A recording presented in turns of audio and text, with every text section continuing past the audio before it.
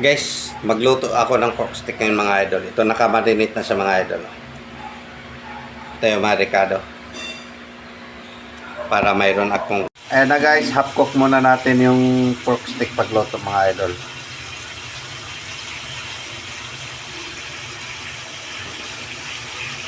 Guys, nababaliktad na natin yung i-half cook muna natin pagprito ang pork stick.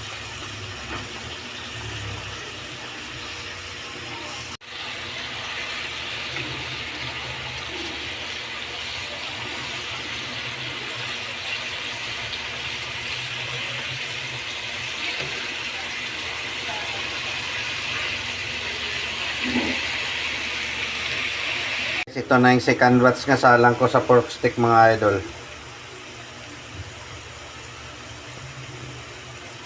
Pag na ano na tong likod nito, pwede na natin itong hanguin. Medyo luto na siya. Saka natin lulutuin ulit.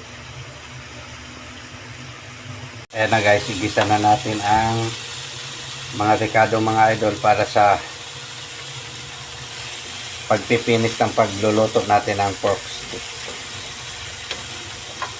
Lalagyan na ni Master Cook isa-isa ang pork stick mga idol.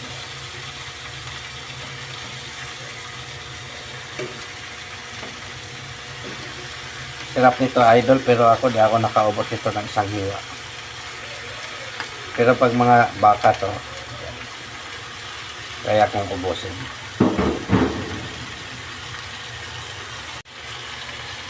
Mga idol, ilalagay na niya yung ginagamit namin pag marinate. Kasi yan ang nagpapalasa. Yan na guys, imikos-mikos na ni Master Cook ang ating nilulutong pork stick mga idol.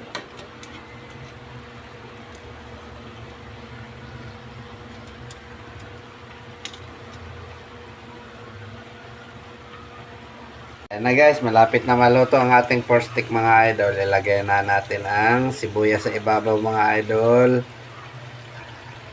Dahil ito na naman ang nagdedekorasyon sa kanyang putahin na pork stick mga idol.